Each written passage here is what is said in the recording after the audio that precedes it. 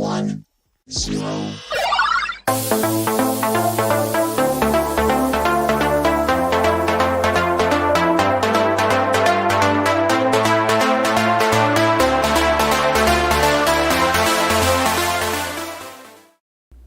Welcome one and welcome all. It's Monday. It is 7 o'clock in the PM, which means it's time for Monday Night Nerd. I hope you are all doing very well on this Monday evening. It is another blazing day here in the Ontario area, but we're going to try and have a great show tonight. Tonight's topic, we are talking about villains that are better than the Joker. If you know me, you know that I am not a fan of the Clown Prince of Crime. I feel like he is one of the most overused villains in comics history, and I feel that the Dark Knight has a lot better villains in his rogues gallery, and we're going to have a lot of fun. Pretty Nerdy Crit talking about the wrong thing. Am I talking about the wrong thing? I don't think I'm talking about the wrong thing. I think we're talking about the right thing. We're talking about how Joker is overrated. And we're going to have a lot of fun tonight. Thank you for tuning in, folks. Thank you on TikTok for tuning in. We are going to have a lot of fun tonight. We've got a ton of news ahead of us before we get into the main event, and we got some fun stuff. We got some jokey stuff. Let's get into the news, folks. Sandman Season 2 is now live on Netflix. The first 6 episodes just dropped over the weekend. I, along with my wife, will probably be waiting till the full season is out, and we will probably binge the whole thing. I personally loved the first season. This is a very heavy vocabulary, very heavy dialogue season and a very heavy dialogue book. So that is one of the only flaws that I think a lot of people have with it, is that there is a ton of exposition, a ton of talking. But if you like that type of stuff and you like the backstory, it is a great series, and I can't wait to see what they're going to do in season 2. I know a lot of people are wanting to not watch it because of the Neil Gaiman situation. I completely understand your thought process. However, I'm still going to watch it because there are a lot of actors and a lot of production people that worked very hard to get this season done, and I want to give them the benefit of the doubt, even though Neil Gaiman is Neil Gaiman at this point. So, yes, I will be watching Sandman. It's going to take a little bit of time because I'm not a big TV person, but we will get through it, and I will give you guys a review.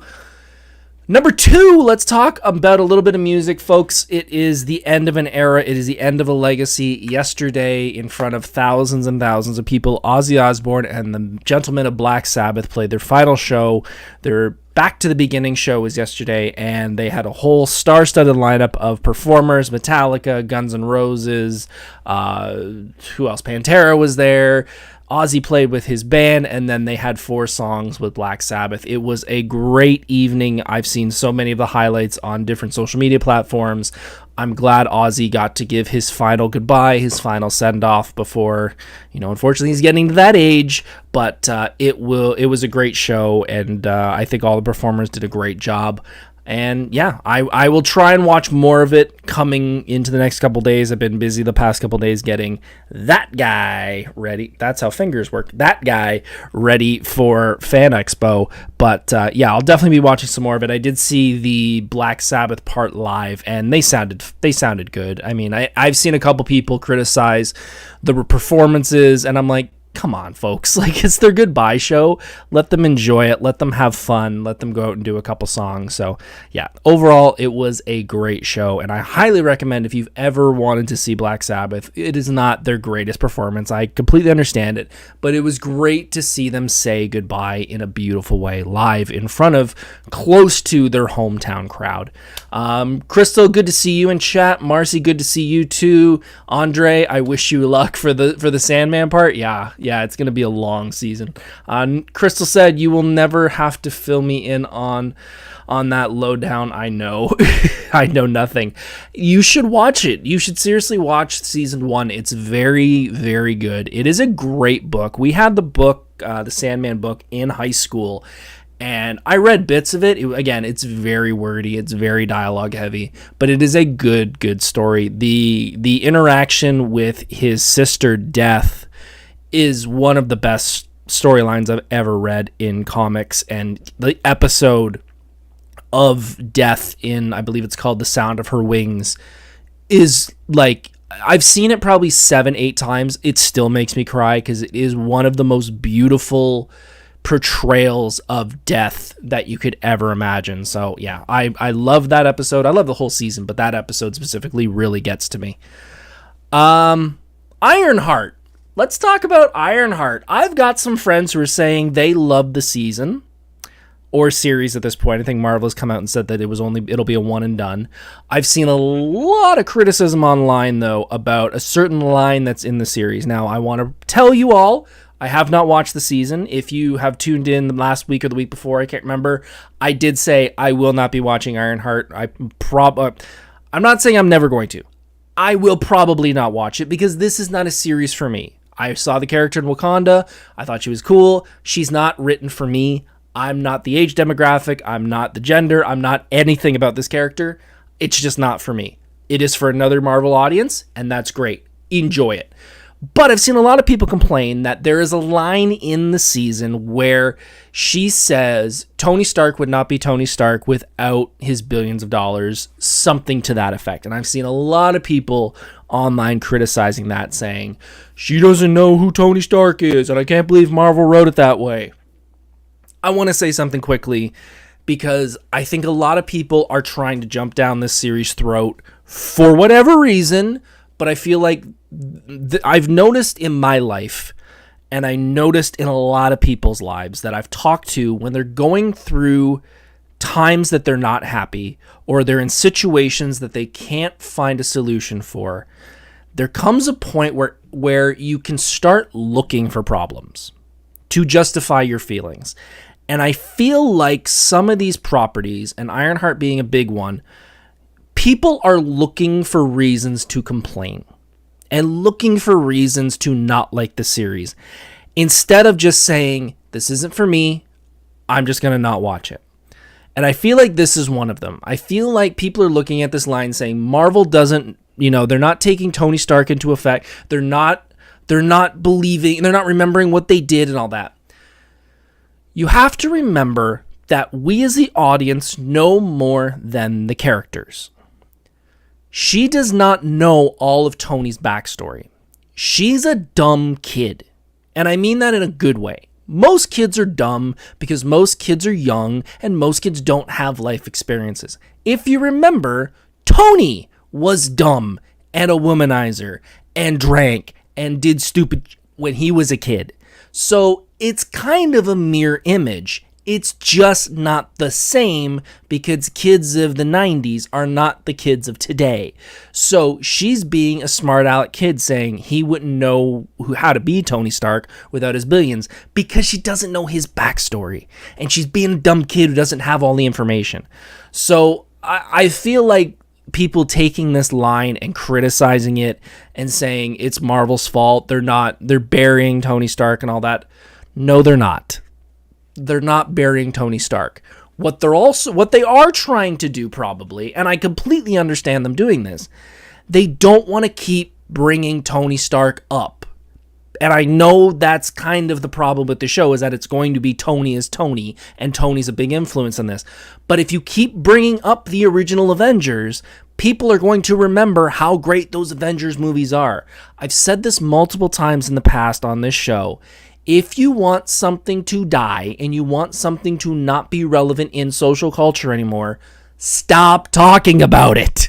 And I feel like that's one of the problems with this Ironheart show, is that we already had so many people hating that Tony's coming back, or Robert Downey Jr. is coming back as Doom. And now we have this Ironheart show. It's sort of a, remember how great Tony was? Well, here's another version that's not really him, and you probably don't like the character. And I feel like it was a complete misstep for Marvel. So, long rant ended, but that I saw so many people over the weekend complain about that line, and I just feel like, folks, you're looking for problems in the show, just don't watch it. Just don't watch it. It's fine. I bet you if you don't watch it, you're not going to miss anything. That's the way these things are now. They don't all have to connect, and there's going to be things that aren't going to matter in the next phase, so don't worry about it. Crystal says, I agree, ? Without the money, he wouldn't be able to fund what he wanted to do. Yes, but then people are bringing up the line of Tony built this in a cave with a box of scraps. He's a genius, that's why Tony is Tony. Tony is a genius. But before his parents died and before he became Tony Stark, he was a womanizer. Remember in Civil War when he did that optical recreation of him with his parents before they went in the car and got in the car accident. Tony's dad makes a joke about he was studying abroad and he said, "What's her name?" Because he's a womanizer and he's a punk kid, and that was him. So I feel like people are just jumping on this show for reasons that shouldn't happen. Andre said Tony was dumb all the way through Infinity War. That's a good argument. I can't say anything bad about that. That is a very true point. Tony is a lot of the reason why things just happened. Oh, and it looked like scrap. Yeah, exactly. This week, I am happy to finally say I do have my tickets to see Superman. I will be going this Thursday night, which means next week I will have, as part of the news, my review on Superman. I'm really excited. I usually go with two of my best friends, Dave and Sean. Neither of them reached out, which kind of shocked me because we go to all these opening nights. But I reached out to them. I know Dave is a little busy, but my buddy Sean is going to come with me, and we're going to go on Thursday night. We are super excited. I'm really excited to see this movie. I know there's been people criticizing it. I'm easily happy. Like, I grew up in the 90s. I'm well aware of really bad movies. I'm happy that this exists, and I'm finally happy to see a freaking Green Lantern. So I was not going to miss going to see Nathan Fillion with the ring and the bowl cut. So I will be there Thursday, and we're definitely going to be talking about that next week. This is something, if you are a creator, if you are posting on social, if you're posting on Instagram specifically, you guys need to know this. As of the 10th, Instagram is going to start making your posts searchable on Google, which means your posts are going to start coming up more frequently if you title them correctly, if you do all the search engine optimization stuff to make your posts work. Why is this important? Because it is the first step in AI being able to take your social posts and make them a searchable option. So this is going to happen for professional accounts on Instagram and creator accounts.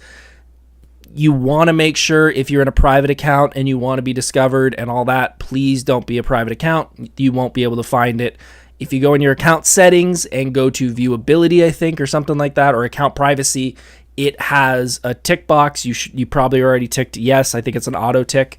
Untick it if you don't want to be seen and searched online. But if you're a cosplayer, if you're a creator, you want to be on Google, you want to start being in those AI platforms, this is one of the coolest ways that's going to come out in the next little while.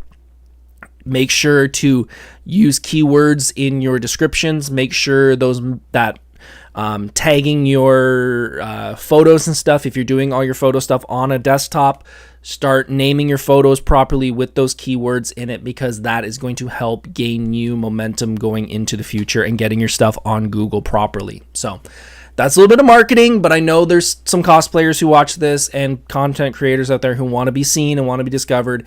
This is important. It's happening starting the 10th. Start doing it properly. Start looking into how to do proper SEO, search engine optimization on your social media, and that will help you grow. It's going to be a big thing come the 10th.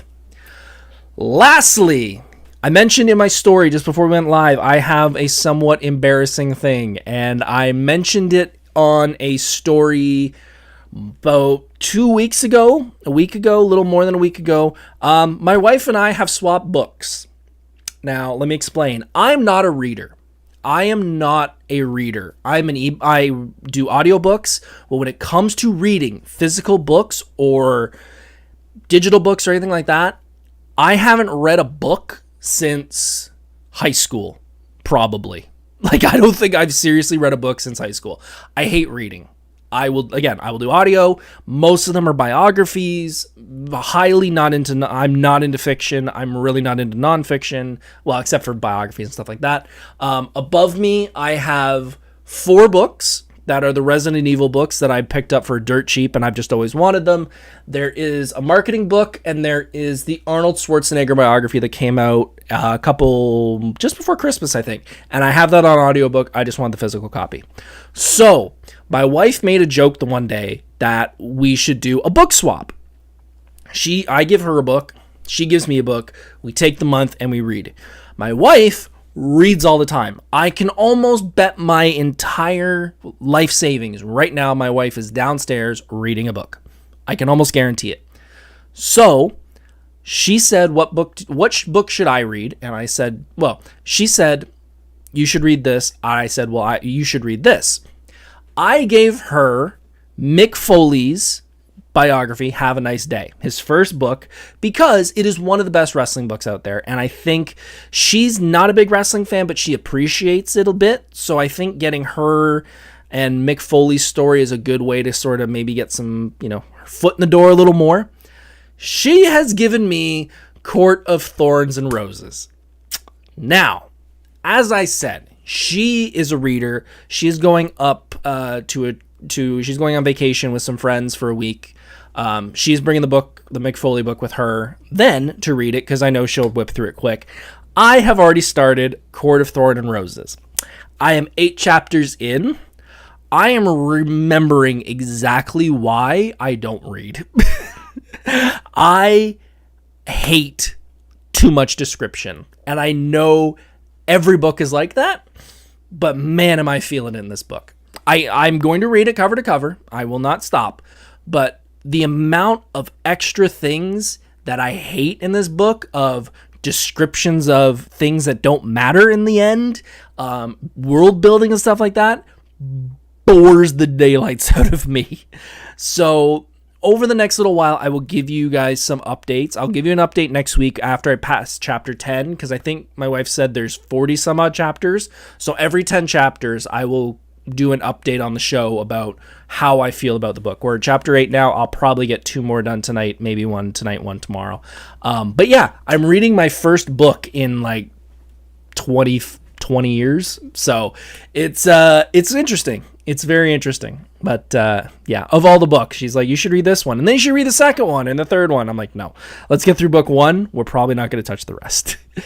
But yeah, that's the news for tonight. We are going to do a little bit of a sponsorship, and then we're going to jump into the main event. Folks, if you're still here, if you're tuning in on YouTube, if you're tuning in on TikTok, if you can hit that like button, hit that subscribe button, all those things, it means a lot to me that you guys are here on the Monday night listening to me yap on for an hour. Yeah, hit that like button, hit that share button, hit that subscribe button. We got a whole bunch of cosplay content coming out. As I've said multiple times here on the show, I'm doing Q&As of a whole bunch of questions to do with cosplay, with Comic-Con, with cosplay competitions, and all that. If you are joining the show for the first time and have no idea who I am, I'm a cosplayer. I've been cosplaying for over 10 years. I've been going to cons for over 15 years, and I got a whole lot of information for people who don't know much about it. And we're going to pump out a whole bunch of content this summer. We're going to put out at least, I think this month, I'm putting out almost one thing a day on YouTube. So make sure to subscribe, stay up to date, and for the rest of the year, we're going to be just pumping out questions, answers. I'm going to talk about how to build those flames. I'm going to talk about how I built that cosplay. I'm going to go through all of my cosplays and talk about how I built all of them. They're not going to be tutorials, but I'm going to explain different things about them. So make sure to subscribe. Sponsor for tonight's episode, as always, is my beautiful, loving, amazing, incredible wife. She's always my sponsor. You know that if you've watched the show before. She's always my sponsor because I love her, and it's not me sucking up. I seriously would not be the person I am without her. You know that. I've said it 100 times. I've said it 107, 8 times now, but it's the honest truth. I would not be the person I am without her. I love her so much, and she's made me such a better person. So, hun, I love you. You will always be my sponsor. Are we ready for the main event, folks? Are we ready to make some Joker fans mad? Because I feel like we're going to make some Joker fans mad. If you're tuning in and it is not live on Monday, please join us Monday, live, 7 o'clock Eastern Time, here on the show. You can be a part of the discussion because we're going to have a whole bunch of discussion going on about this topic, because Joker is one of those characters that there are not many people I've met who don't like him. I feel like I'm the old guy yelling at the clouds right now. I don't like Joker. And I more don't like Joker because everyone says he is the perfect villain for Batman. And I feel like that is such the wrong answer. Especially with someone who has such a good rogues gallery. If you said Cheetah was Wonder Woman's best villain, I'd give you that simply because her villain roster ain't that deep. Or it is, but just not that well known. Every freaking person knows at least 5 Batman villains, and most of them are going to be better than Joker. So I personally feel like Joker is just such a boring villain. I don't feel like it's Joker's fault. I feel like a lot of it has to do with his overexposure. He is in every movie. He's in every game. He's in almost every comic. And I feel like because we've had so many of him, there's been so many repetitions of the Joker, and it's not a character that has a lot of breadth to it. It's very one note. He is a one-dimensional chaos, and that's it. And I feel like that fits, but I don't feel like that makes him the best. And I feel like the argument of people saying Batman's order versus Joker's chaos is such a boring argument, and you don't know enough about the other villains to understand and realize that the other ones are better. You know, there's characters that have such a more deep arc with Bruce and Batman and have such claws into that both sides, Bruce and Batman, that I feel like just being like, well, he's order, he's chaos, is just bleh. And I feel like he overshadows other villains. As I said, we're going to go through 10 tonight that I feel like have a way better reason to be one of Batman's better villains than the Joker. And I don't know the writing process behind Joker and behind the Batman series. I would love to ask people like Scott Snyder and all the great writers of Batman, like, do you guys just run? Is there a moment where you guys run out of ideas for other villains? You're just like, Joker, we'll just do chaos. And it's just like, we've done that how many times now? Like, Batman fighting Joker and having Joker go into Arkham, and then the next issue, him breaking out, and then it rinse and repeat. People get sad. People get complaining about the Ninja Turtles fighting Shredder. You get problems. People saying Superman saving Lois, but you're all fine with Joker and Batman fighting in this eternal loop over and over and over again. I just don't get it. So I went through and I had a pretty good list, but we went to our good friends ChatGPT to make sure that I've got the same thought process as the consensus. And I came up with a list of 10 villains that I think are better than Joker. And I'm going to give you guys a couple points. Some are going to have more points than others, but I'm going to give you a couple reasons why I feel like these villains are better than the Joker. We're going to kick things off with one that sadly did not get a great run in a movie. And I feel like it is one of the most wasted potentials on a character, especially a Batman villain, Mr. Freeze. Mr. Freeze has such a good backstory and such a great character motivation that is so much better than Batman's, order versus the chaos of Joker. Freeze has such a tragic motivation. Like, this is a guy whose entire life is to save the woman he loves. There's not a lot of villains and especially villains, in comics that their entire world is to save the love of his life. He's also a very sympathetic villain, which is something that, again, Joker doesn't have. We want Joker to beat the living day. We want Batman to beat the living daylights out of Joker. When Bruce and Batman, well, more Batman, when Batman beats the daylights out of Freeze, you kind of feel bad because you know he's only trying to do this to save his wife.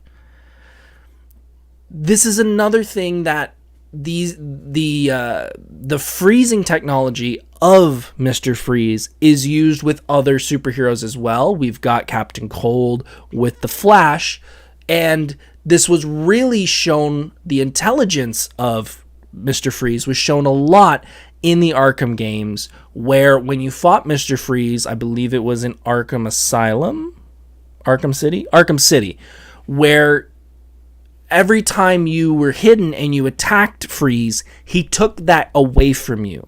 So you had to be more of a creative detective instead of just beating the daylights out of him like you would the Joker. And lastly, I feel like Freeze is a perfect villain because it really messes with Bruce's psyche. Bruce knows what loss feels like. He lost two of the most important people in his life, and depending on the run, may have lost more. So trying to beat someone who has got very much a similar motivation as Batman and Bruce, that's a tough fight. So I feel like Victor Freeze's complicated backstory and how much similarity it is to Bruce and Batman makes him a way better villain than just crazy clown guy. So number 10 is Mr. Freeze. Number 9, and again, these are not in any specific order. I feel like once we get number 1 is kind of there because he makes the most sense, but the rest of them are kind of, you can put them in any order. Number 9, Deathstroke. I don't think anyone can argue that Deathstroke as a villain for Batman is freaking perfect.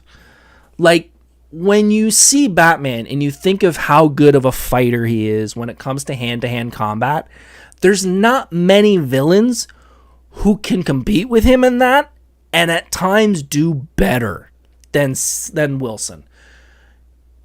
He's also got a mercenary code, which is good for Bruce because he knows he'll only go so far, but under the right contract, he can go farther. So it's almost a dual thing with Bruce. Bruce has to kind of think like, how far is Slade paid to go? Is he just going to scare some people? Is he just going to scare me? Or is he in a contract to take my life? That's tough when you don't really know how much motivation this person has to kill me. He's tactical. He challenges Batman on the physical form and kind of a morality standpoint too, because if Bruce goes too far, he can easily become Deathstroke. He has all of the technology, all of the moves, all of the skills to be Deathstroke if he went too far.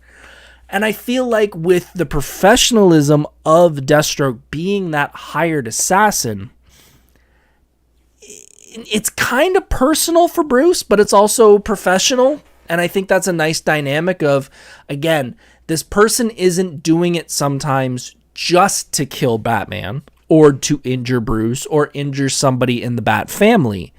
It's sometimes just because, hey, I need to pay my bills and I got this person's giving me that much money to do it. And I think that's a cool dynamic. So we got number 10 with Mr. Freeze. We got number 9 with Deathstroke. Number 8, I feel like we've got it was a good representation in the movies. I still feel like they could have done more with it though. And that will be the Scarecrow. Jonathan Crane is a very good villain for Batman, in the fact that these are both a hero and villain that are using fear to hurt and affect their foes. So having a good fear, if you want to count it for Batman, and a villain fear for the Scarecrow is a nice dynamic because you see it work in different ways. Batman also has enough of a traumatic background that Scarecrow can use that to affect Batman in ways that other villains can't. This is not really a battle of wits or a battle of endurance. This is a psychological battle with Thomas and Bruce, and Batman, I should say. Batman can easily one-punch Scarecrow. I think we've kind of seen that in almost every incarnation. But because it's such a psychological warfare with the Scarecrow gas, with the fear toxin, it's a different fight for Batman than just a hand-to-hand fight. And I feel like there are times where Joker could be that similar thing, where it's more of a psychological fight. But I feel like they've done too many fights with the Joker where Joker doesn't stand up to Bruce, but just takes the punishment more. I feel like that is a weird dynamic that they've built with those two characters. I feel like if he just walked in, one punch Joker, it's over. But Joker does more of the psychological. It's kind of like the Dark Knight where he has to go and rescue people before something happens. That's one thing. But I feel like we've had too many instances where he's held his own against Batman. I feel like that's hurt him. Scarecrow is one of the few villains also that exposes a lot of Batman's trauma. And again, some know it. And we're going to talk more about that with especially one character later, two definitely down the line. But I think he's one of the ones that has taken that based off the fear toxin and what he's learned based off what fears have come out of Batman, that he's one of the ones that uses it to the best of his advantage. And he's one that can easily affect a lot of people around him. You know, with somebody like a Deathstroke or a couple others down the line, they're kind of a one-person, 1v1 fighter. So we've got Joker's going to fight Batman. Mr. Freeze is going to fight Batman. He might be able to fight two of them. Scarecrow can fight the whole family, if not take over all of Gotham, to have people, kind of like Joker, have a complete chaotic breakdown. And that will have so many distractions on Batman that it makes him not be as focused on going after Crane. And yeah, like I said, it creates that citywide pandemic, and I feel like that's something that a lot of villains don't have the capabilities to do, but Scarecrow can easily pull that off. So we're three down now. I want to know what you guys think. Is there anyone on your list that you think would be is a better villain than Joker? Or if you are a big Joker fan, tell me why you feel like Joker is the best villain for Batman.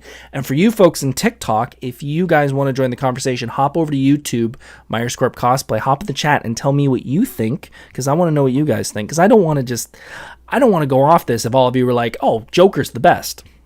I don't think so. I'm still going to finish the show, but you know what I mean. So we've got a couple big ones here. So we've got Deathstroke, we've got Scarecrow, we've got Freeze. Let's go after someone who is pretty much the crime family leader. And I know a lot of people would put Penguin on this list, but I don't think Penguin's the best villain for Batman. I feel like Penguin's the best villain for Bruce. Roman, though, Black Mask, is different.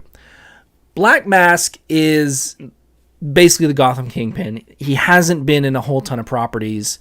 Arkham, the PS3 one that no one likes, but is actually one of the best ones. The one Arkham game he's in, he's also in the Birds of Prey movie. Harley Quinn, Birds of Prey, sorry. He controls the city's underbelly. He controls the city. He controls a lot of the crime in the city, which makes him sort of a puppet master for a lot of things going on in Gotham, which I feel like is one of the things that Bruce tries to eliminate, but because of people like Black Mask, he always has trouble doing it. This guy does not have a problem torturing to get information, to get what he wants. And I feel that similar to Deathstroke, this is another version of Bruce and Batman and what they could have become if they took a wrong turn. And I feel like Black Mask is a very good comparison. If you've ever read the Flashpoint line, the Flashpoint storyline has Bruce's dad. He becomes Batman, but he's more of a crime boss type. He's got a casino. He doesn't have an energy plan or something like that. It's a spin on what Batman could do, and I feel like Black Mask is a great example of that. He could be what Batman is if he took the wrong turn. And I feel like this is something similar to another group that we're going to talk about, is that Bruce wants to control the city because he feels like he's the best person to control the city. And I feel like this is one of the people in his way of being able to do that, because it's so hard to get rid of someone like Black Mask who's got so much control. And again, this is a way more complicated villain than the Joker, than just bing, bang, boom, I'm fighting the Joker. Joker's going to kidnap somebody. Rinse and repeat. This one that we're going to talk about next is one of the ones that I feel is one of my favorites. One of my favorites from the look. One of my favorites because it's very similar to my favorite Batman villain. I feel like this is an offshoot from it, but I feel like it has the same dynamic. And I feel like this is someone they need to do more on. I know they're doing a second run of this series. Either it's out now or it's going to be out. But I think they need to push this character more, because I feel like he's got such a better backstory and could really influence a lot when it comes to the Batman universe. Hush. Hush, if you don't know, is a childhood friend, Thomas Elliot, of Bruce's. And now he's become an enemy. He is a surgeon. He is able to create his face to look like other people, so he's able to camouflage. In the Arkham City game, you know him because he impersonates Bruce Wayne, and people keep getting reports that Bruce Wayne's going around doing horrible things. The look of this character is incredible. The backstory of this is incredible. Again, this is a childhood friend. Bruce knows Thomas Elliot. They have history. He also knows Bruce. He knows Bruce inside out. That is a form of warfare that is way bigger and way more powerful than just kicky punchy. This is a psychological warfare between him and Bruce. He is trying to manipulate Batman into understanding why he is the way he is. He also, in other ways, in other written stories, has manipulated other villains, which shows that he has the mental capacity to be a mastermind villain. And you'll see with some other villains that we're going to talk about in a few minutes. That is something that I think a lot of people don't really use as much anymore. I feel like that's a trope of the old style villain of you'd have, a Riddler and a Riddler's goons, or a Joker and a Joker henchman and stuff like that. When you have someone who's a villain who is manipulating other villains, that shows that this person has a lot of influence and can affect even the best heroes. And this is someone who blames Bruce for his parents' death. For those who don't know, Bruce could have saved, or Batman could have saved Hush's parents. He didn't. So there's a twist in motivation about that, which again is way more psychological. I'm personally, and you can kind of tell by the way I'm talking about this, I want something more to my villains. I want something that's way more deep and cuts that hero to the bone more than just, you held up a bank, which I feel like is so 1970s, 1980s comic book writing. We're in a world now where we need a little more layers. We need an onion villain.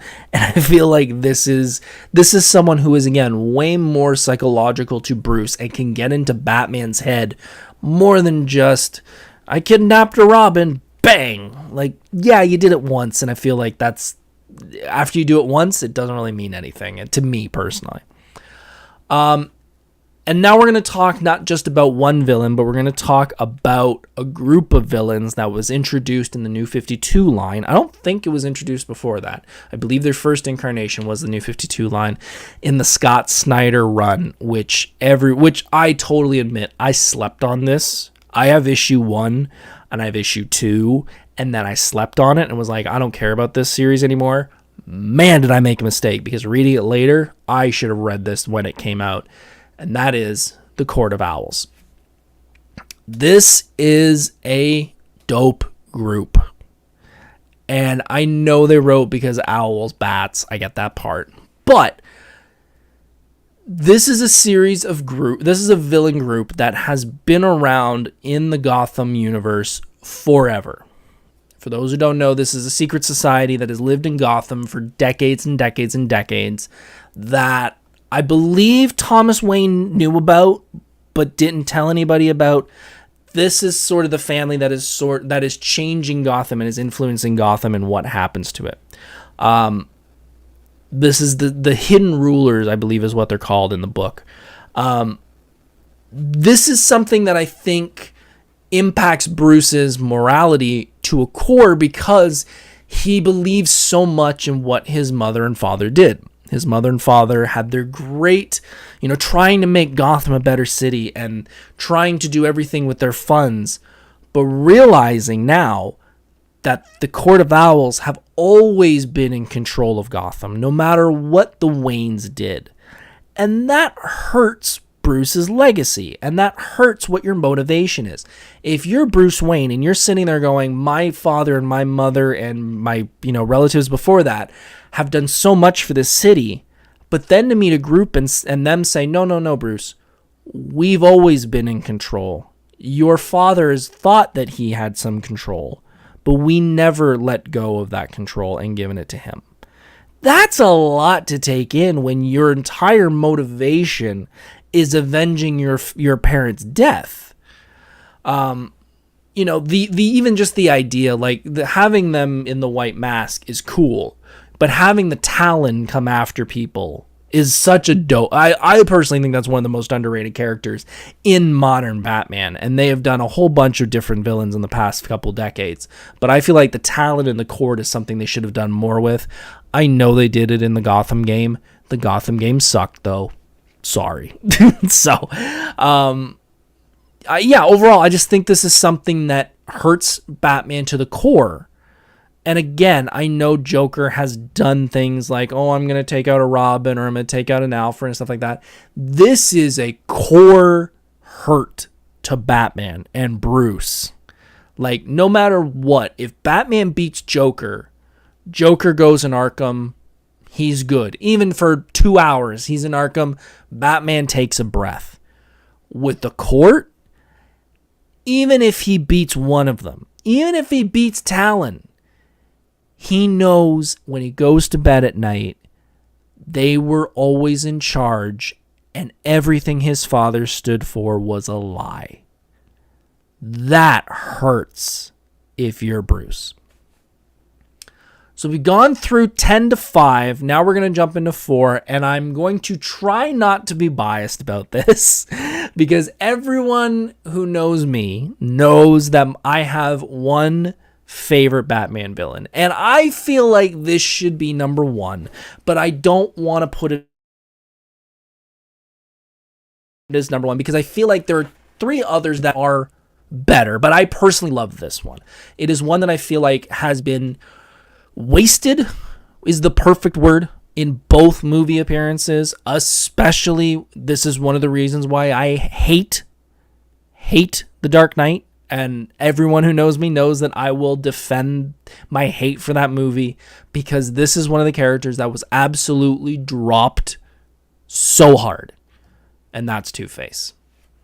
Two-Face deserved so much more in that movie and so much more in Batman Forever, but they weren't given to. They didn't get what they needed.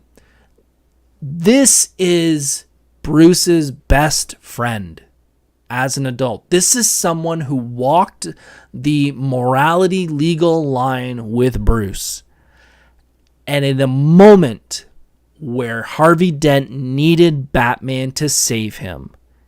He failed.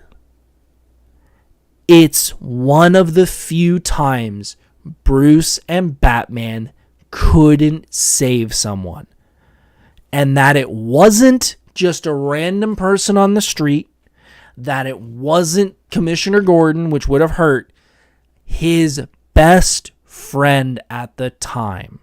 And the person who was in the district attorney's office, who was able to help Batman get the legal side to give Bruce and Batman all the things he needed, and he couldn't save him.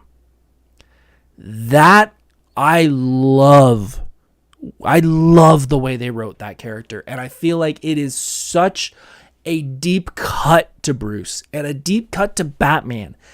And again, this is one of the only villains, and I will give certain people who argue this point the credit. This is one of the only order versus chaos rivalries that I'm okay with, because it is not just a order versus chaos. This is an order versus randomness. Bruce Batman is so order driven. I'm going to do this, I'm going to do this, I'm going to do this, I'm going to do this. Him, Two-Face, he's flipping a coin. And now, mind you, that coin could be rigged, but he's a flip of a coin. Someone's life is on the line, and he is going to just randomly flip that coin and see what happens. Like, that is the law versus chaos that I love. And he also knows the legal system, which I feel is a different type of fight against Batman and Bruce. Again, these villains need to have more than just kicky punchy, which I feel like Joker is kind of in that realm of kicky punchy. I'm going to steal, I'm going to kidnap a couple people. I'm going to torture them a little bit. And okay, that's one thing. But that psychological, he knows how to get away with the crimes because he knows the law so well, is a fun dynamic that you can write for. And overall, like I said at the beginning, this is Bruce's biggest failure. When he was a kid with Thomas Elliot, it was one thing. When he's an adult and he's Batman and he knows what he's doing and he still tripped up at the end and couldn't save his best friend. I love that. I think it's one of the best storylines. We're now at our top 3. We have gone from Mr. Freeze to Deathstroke to Scarecrow to Black Mask to Hush to Court of Owls to Two-Face. This next one is one, again, it's a very psychological villain. I think it works very well. Hugo Strange. This is one of the few people who knows who Batman is. He knows based off a whole bunch of different psychological warfare he's done. He knows that Bruce and Batman are the same people. Why he doesn't exploit that more, I don't know. That's just kind of the thing in the comics, but this is someone who uses that to his advantage. And I feel like this is someone who is mirroring the obsession of Batman. Batman is such an obsessive person. He wants to know everything about every single villain he fights. He wants to know every move they're going to do. He wants to study tapes of them. Hugo Strange is that exact thing, but about Batman and about one person. And I think that is such a cool dynamic, that Bruce and Batman have to care about 50,000 people. Even people like the Justice League, who aren't rogues, but you never know. He has to have plans in case somebody goes rogue. Hugo does all of that for one person. That's crazy cool to think that someone has that much knowledge and that much time to focus on one person. And similar to the Court of Owls, similar to Hush, Hugo Strange is a puppeteer. He will manipulate other villains, which again is the psychological thing that really will affect the world if Hugo Strange becomes a bigger boss.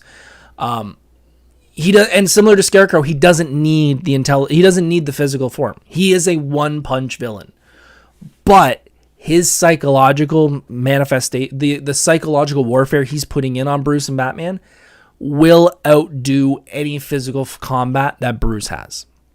And again, I feel like because he's such a manipulator, he will work 100 times. Then again, someone like the Joker, who's kicky punchy and, all that stuff.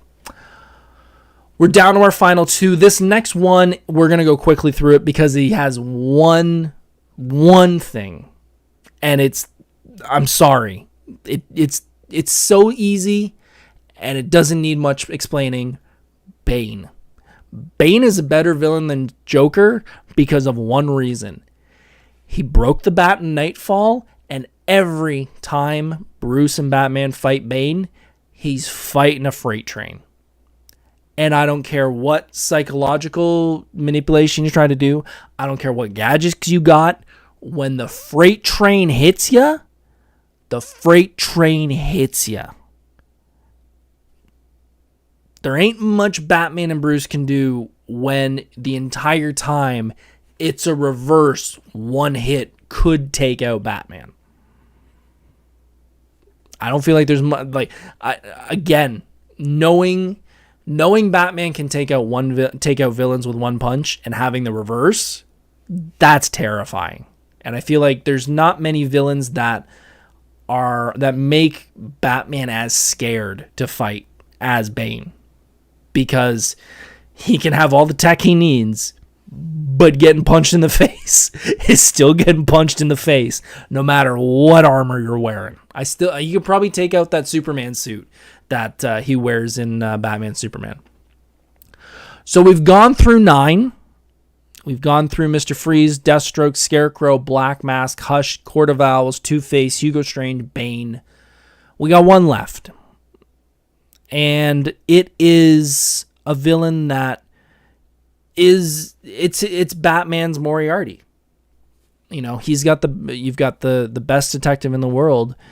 You've got someone who is the ultimate manipulator in the Batman universe, someone who knows more about Batman than probably anybody else, and has the most emotional and psychological advantage over Batman than any other villain. And that's Ra al Ghul. It's hard to not put him as number one.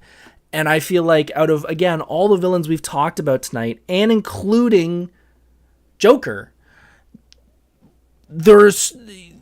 you've got someone like Ra al Ghul, who is as smart as Batman, if not more. He is the ultimate manipulator in the DC universe. For example, and I'm going to use this one because it's a very important example. In the Neil Adams run, Batman Odyssey, which I'm a big fan of, Roz finds out where the Batcave is. And you can be the best villain in the world. You could be understanding that Bruce is Batman. But to understand that there is a Batcave underneath Wayne Manor, that's something that is complete. How would you figure that out? But he goes to Bruce and he goes to Batman and he says, I knew this was here. But what he does is exactly what a villain should do. He lies. He lies to Batman and says, of course I knew it was here. Why wouldn't I? But how would he have known? And you find out later in the issue, he talked to Man-Bat. And Man-Bat, because he's so messed up with the bat serum, Man-Bat was trying to deliver a bat serum to Batman to make him more bat-like, because he thought that's what he would like. And he found the Batcave, and Ra's al Ghul was able to bring that out of Man-Bat. But because Ra's al Ghul is the ultimate villain, he just lied to Batman. It's like, of course I knew it was here. Which is what an ultimate villain would do. He wouldn't tell you the whole story. He'd just go, yeah, of course I do. Why wouldn't I? You've also got the immortality. Like, no matter what Batman does, and we've proven this in the properties where he has been, he's got the Lazarus Pit. So no matter how many times he dies, how many bones Bruce breaks, dunk him in the bat of in the Lazarus pit, and he's back. He's back to being Ra's al Ghul, back to normal. There's also a rivalry with respect between the two. Ra's al Ghul wants Batman to stop. He doesn't want to kill Batman because he knows how good Batman is. And he wants a proper successor when Ra's al Ghul's done. And he knows Bruce would be the perfect person to do it. He just has to give up all of his morality. Which I, again, think is a fun dynamic. It's a great written dynamic between the two because, again, it's not just, I don't like you, fight, fight, fight. It's him going, if you just stop believing in these people, you could have everything you ever wanted. I would give you everything. I'd give you the league and everything and you'd be good. But Bruce won't give it up. And lastly, the most problematic between their rivalry, Damian. Batman's son is Talia's son. Talia is Ra's al Ghul's daughter. So having a family dynamic and having in certain runs when Damian is Robin, no matter what happens, there is a little bit of Ra's al Ghul with Batman at all times, which is such a cool thing to think about. As a villain, that is such a fun thing to just be like, no matter what you do, Batman, whatever you do, Bruce, every time you look down at the person you are saving, you're going to see me. And knowing that Damian, of all the Robins, is the most likely to go overboard is such fun. Is such fun to think that it's always right there. So, that wraps up my list. I think these are all villains that are way better than Joker. As I said at the beginning, I feel like Joker is a very one-dimensional villain. I feel like he's overexposed due to being in every bloody property that they've ever done. And I feel like the Batman books, the Batman movies, and the Batman video games should all take advantage of such a good rogues gallery and show it off to people who aren't big comic book fans, because I feel like you will make fans out of them having a wider rogues gallery than just the Joker. And yes, I was frustrated when I saw the post-credit scene at the end of the Batman and saw that the Joker is in that universe. Frustrating. Anyways, thank you all for tuning in. Thank you for my TED Talk. I greatly appreciate you all listening. Next week, as I said earlier, we're going to talk about Superman. I will do a non-spoiler review. And then after the main event for next week, we are going to do something. We're going to talk about this early because this is the time of year when everything goes into overdrive for cosplay. We are getting up into the Fan Expo area of the calendar year. We are getting close to Dragon Con and a whole bunch of other big conventions when it comes to cosplay. So everyone who is cosplaying could be getting to the point of being burnt out. So we're going to talk about cosplay burnout, and we're going to talk about how to avoid it and how you are not going to, run yourself into the ground while trying to build and enjoy the world of cosplay. So thank you all for tuning in. It means a lot to me. You on TikTok as well. If you can hit that like button, hit that share button, hit that subscribe button, and a whole lot more, that would mean an absolute lot to me. As Crystal said, like I'm doing right now. Yeah, I just failed at my first pattern. It happens. You'll be fine. We got lots of time. Have yourselves a good week, folks. Try and stay cool. I know it is bloody hot out there. It is bloody hot in here. But take care, folks. I love you all. And I will see you next week. Take care. See ya. Hey, thanks for watching Monday Night Nerd. If you enjoyed this content, please hit the subscribe button, like this content, and follow on social media for even more nerdy fun. See you soon.